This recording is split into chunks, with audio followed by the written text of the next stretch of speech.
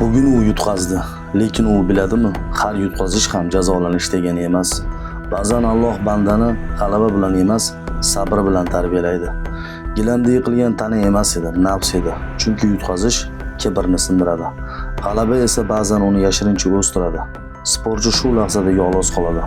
Odamlar ketadi, shovqin o'chadi. Faqat bitta savol qoladi. Alloh mendan hozir nimani xohlayapti?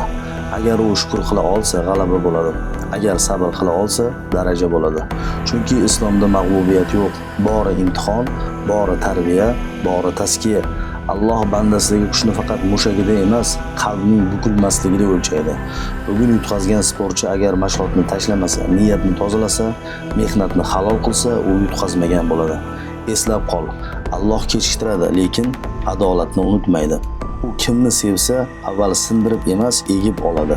Agar bugun yiqilgan bo'lsang, bu oxiri emas, bu boshlanish. Chunki Alloh qalbida bo'lgan odam hech qachon mag'lub bo'lmaydi.